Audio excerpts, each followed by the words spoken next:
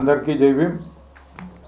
ఈరోజు ఈ మీడియా సమావేశం జరపడానికి ముఖ్య కారణం ఏంటంటే రాయదుర్గం నియోజకవర్గం డి హిరాల్ మండల్ ఓబులాపురంలో గతంలో సిబిఐ సీజ్ చేసిన మైనింగ్ కొంతమంది అధికార పార్టీకి చెందిన కొంతమంది నాయకులు దాన్ని దొంగతనం చేసి విచ్చలవిడిగా అమ్ముకోవడం అనేది జరుగుతూ ఉంది. ఆ నాయకులు ఎవరు ఎక్కడ అనేది తేల్చమని చెప్పేసి ఇది మూడోసారి జరగడం. అక్కడ ఆ మైనింగ్ నుంచి దొంగతనం జరగడం ఇది మూడోసారి. దాన్ని ఎన్నిసార్లు మేము ప్రెస్ మీట్లు పెట్టి అధికారులకు కంప్లైంట్ చేసినా తూతూ మంత్రంగా వచ్చి అక్కడ అధికారులు ఎంక్వైరీ చేసేసి దాన్ని అక్కడికక్కడే ఆ స్థాయి అధికారులు మూసేయడం అనేది జరుగుతుంది. దీనిపైన ఎటువంటి చర్యలు అనేది తీసుకున్న బాప్తి పోలే ఇంతవరకు అయింది. కాకపోతే మొన్న రీసెంట్గా ఒక్క వారం 10 రోజుల క్రితం నుంచి కంటిన్యూగా అక్కడి నుంచి కర్ణాటకకు అనేది మైనింగ్ అనేది తరలిస్తూ ఉన్నారు. ఏ విధంగా తరలిస్తూ ఉన్నారు అంటే ఇది ఓబులాపురం మైనింగ్కి సంబంధించిండే ఫోటోగ్రాఫ్స్ ఇవి. అక్కడ తవ్వకాలు జరిగిండేటివి. ఇక్కడి నుంచి తవ్వి బళ్ళారికి వెళ్తుంటే అక్కడ కొంతమంది అధికారులు దీన్ని పట్టుకున్నారని చెప్పేసి మా పార్టీ నాయకులు అక్కడున్న పార్టీ నాయకులు మాకు ఇచ్చిన సమాచారం. కాకపోతే దీన్ని పూర్తి స్థాయిలో అధికారులు ఏ విధంగా దీన్ని క్రియేట్ చేశారబ్బా అంటే ఇది అక్కడెక్కడో డంప్ చేసి వెళ్ళిపోయినారంట వాళ్ళు, ఎవరో గుర్తు తెలియని వ్యక్తులు. ఎక్కడన్నా దొంగతనం చేసిన వాళ్ళు ఎందుకు డంప్ చేస్తారు? ఆ డంప్ చేసి ఎందుకు వెళ్ళిపోతారు? ఎందుకు పరిగెత్తిపోతారు? అంటే వాస్తవానికి ఇది ఎవరు చేసినారు అనేది అధికారులకు స్పష్టంగా తెలుసు. కాకపోతే కర్ణాటక వాళ్ళు 2 ఎఫ్ఐఆర్లు కట్టారు. 2 ఎఫ్ఐఆర్లు కట్టినారు. అక్కడ కర్ణాటకలో మీడియాలో కూడా వచ్చింది. బట్ ఈ ఎఫ్ఐఆర్లు కాపీస్ 2 కాపీస్. దీన్ని ఏమని కట్టారబ్బా అంటే గుర్తు తెలియని వ్యక్తులు చోరీ చేసినట్టు ఎఫ్ఐఆర్ కట్టారు. ఎఫ్ఐఆర్ నంబర్ వచ్చేసి 0096/2026 ఒక ఎఫ్ఐఆర్ నంబరు. రెండో ఎఫ్ఐఆర్ నంబర్ వచ్చేసి 0097/2006.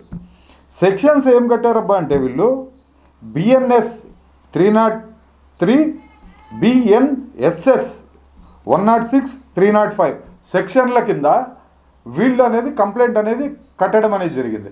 అంటే ఆంధ్రప్రదేశ్లో ఉన్న అధికారులకు ఆ నియోజకవర్గంలో ఉన్న రెవెన్యూ డిపార్ట్మెంట్ కావచ్చు, ఫారెస్ట్ డిపార్ట్మెంట్ కావచ్చు, ఇతర పోలీస్ డిపార్ట్మెంట్ కావచ్చు, ఇతర డిపార్ట్మెంట్లు మైనింగ్ డిపార్ట్మెంట్ కావచ్చు, ఈ డిపార్ట్మెంట్ అధికారులకు కండ్లు కనపడలేదా? అంటే వీళ్ళు నిద్రపోతున్నారా? అంటే వీళ్ళకి తెలిసి జరుగుతూ ఉందా? వీళ్ళ సమక్షంలో జరుగుతూ ఉందా? లేకుంటే ఏ విధంగా దొంగతనం జరుగుతుంది? గతం 3 సార్లు జరిగినా కూడా నిమ్మకి నీరెక్కినట్లు అధికారులు ఎందుకు వ్యవహరిస్తున్నారు? దీని వెనక ఎవరున్నారు అనేది ముఖ్యంగా తేల్చాలా. ఇక్కడ ఇంకొక విషయం ఏమంటే కర్ణాటక నుంచి దాదాపు 11 లక్షల వరకు అధికారులకు ముట్టింది. అందుకే ఆ టిప్పర్లని ప్లస్ ఆ వ్యక్తుల్ని పబ్లిక్గా అరెస్ట్ చేయకోకున్నట్టు, మీడియాకి చూపించుకున్నట్టు ఆ టిప్పర్లు తరలిపోయినాయి, ఆ వ్యక్తులు తరలిపోయినారు అని చెప్పేసి మాకు అక్కడున్న ప్రజలు కానీ మా నాయకులు కానీ చాలామంది సమాచారం అనేది ఇవ్వడం జరిగింది. ఇది ఏ విధంగా జరిగిందంటే చాలా పొలిటికల్ ఒత్తిడితో జరిగిందంట. అక్కడున్న కొంతమంది మాకు చెప్తున్నారు పొలిటికల్ ప్రెజర్ వల్ల కొన్ని తట్టుకోలేక మేము వదిలిపెట్టాల్సి వస్తుంది అని చెప్పేసి కూడా కొంతమంది అధికారులు నాకు పర్సనల్గా చెప్పడం కూడా జరిగింది. ఎందుకంటే వాళ్ళ పేర్లు మీడియా ముఖంగా బయట పెట్టడం సరైన పద్ధతి కాదు కాబట్టి నేను ఊరుకున్నా. ఇప్పటికైనా మేము అదేదో చెప్తా ఉన్నారే, ఇది ఎట్లా ఉందంటే రాయదుర్గంలో మొత్తం ఏరియా అంతా వెజిటేరియన్స్, కోడి మాత్రం మాయమైంటారు. అంతా నీతిమంతులే అని చెప్తుంటారు. మేము అది చేస్తాం, ఇది చేస్తాం, మేము అంత నీతివంతులు, అవి ఇవి అని చెప్తా ఉంటారు. అంతా వెజిటేరియన్స్ అయినప్పుడు కోడి ఎట్లా మాయమవుతుంది? దీన్ని ముఖ్యంగా గమనించాల.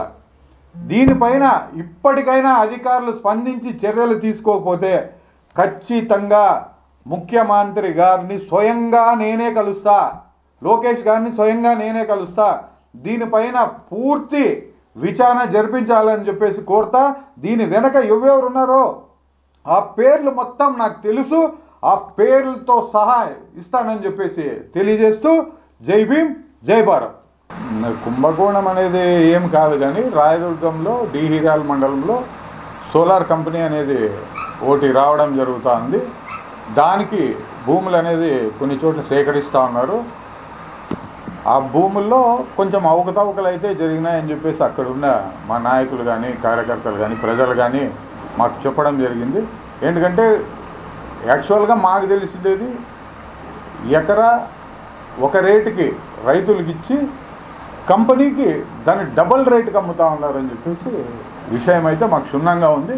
పూర్తి స్థాయిలో మేము విచారణ చేసి మరోసారి ప్రెస్ మీట్ పెట్టి దీనిపైన ఏం జరిగింది అనేది ఖచ్చితంగా చెప్తాము.